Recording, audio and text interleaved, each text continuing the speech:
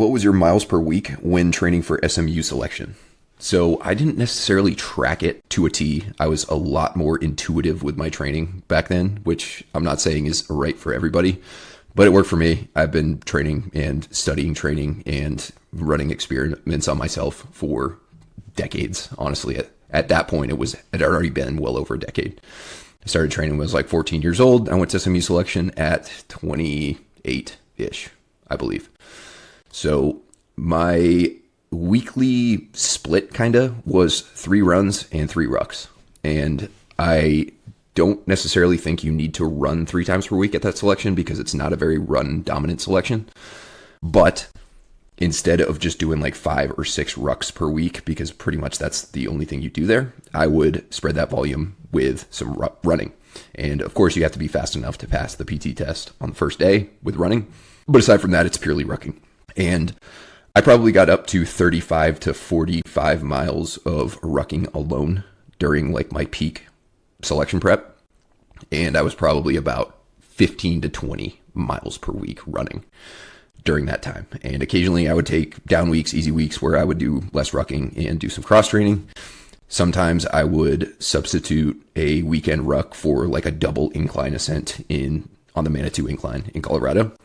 And that was a good way to really build that fitness, the ability to climb, but also it's lower fatigue. Of course, I didn't really put this together at the time, but when I would go up, I would come back down bar trail at a pretty fast speed, which is basically a 3.5 mile or so trail that just is all switchbacks. It's super fun to jet down, but it also does beat you up. It's definitely damaging. But honestly, I think that was probably a good thing because my body adapted to moving downhill. And obviously I lived in I was at Fort Carson, Colorado. So I lived in Colorado Springs, which is essentially a perfect place to prepare for that selection. Not necessarily because the altitude is going to like make a huge, massive difference.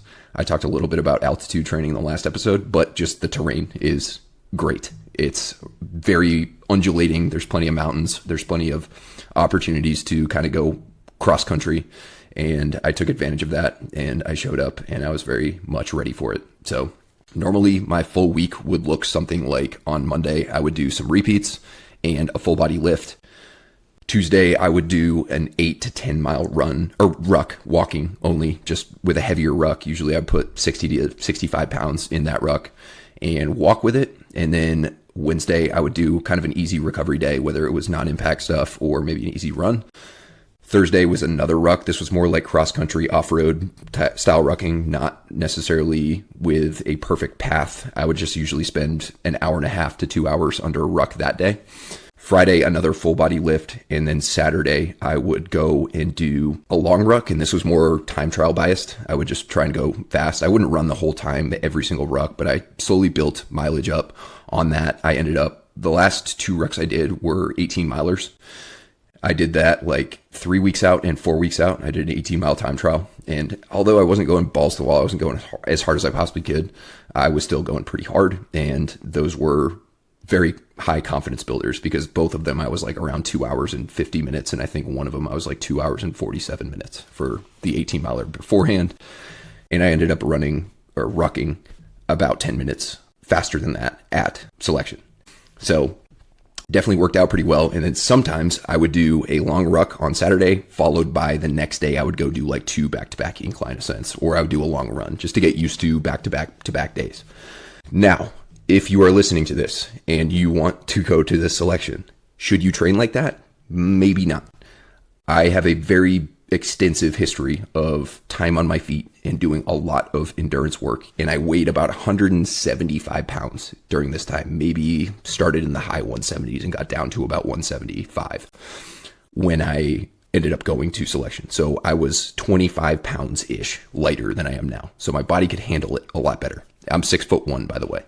So everyone's going to be a little bit different. I would say my volume in preparation for that was on the high end as far as what's necessary and as far as what I think most people, the average person, can handle prepping for that selection. Don't think that you should go and just copy what I was doing.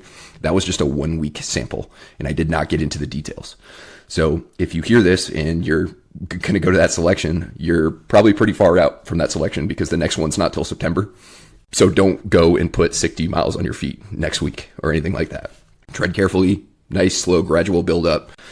The next program that I am coming out with is not necessarily specifically for that selection, but it is going to be appropriate for prepping for that selection as well as other selections. It's going to be kind of a jack of all trades program for people prepping for getting faster at running and getting faster with a ruck. Or if you just want to do one of those things or prioritize one of those things, there will be options for you to do that within the program. So it's going to be like a couple programs in one. It'll all make sense if you actually look at it and see it. But that is probably about a month, month and a half, 2 months at the most from being ready and out and available. So be on the lookout for that if you're interested in it. And again, just don't copy me. That program's not going to look exactly like what I did. If I were to prep for that selection now, I would do things differently and I would be a lot more reasonable with it, I would say, and probably flirt less with like overdoing it. I would say there were periods of time where I definitely thought that I was a little bit overtrained. I probably was a little overtrained. I remember doing a 15-mile ruck before I did my 2 18-milers, and I was really struggling. For me, I was really struggling. Like my 15-mile ruck the week before my 2 hour and 47 18-mile ruck was it was like 2 minutes per mile slower, 2.5 maybe minutes per mile slower. I finished the 18-miler faster than I finished the 15-miler the week prior, because I believe I just kind of took that whole week off because I was just super smoked. So it was not the perfect approach, and I didn't know exactly not even close, honestly, to what I know now about fitness and recovery and proper programming. I was solid at it. I did enough things right, but I would do things differently now. So just don't copy that, but that's kind of what I did.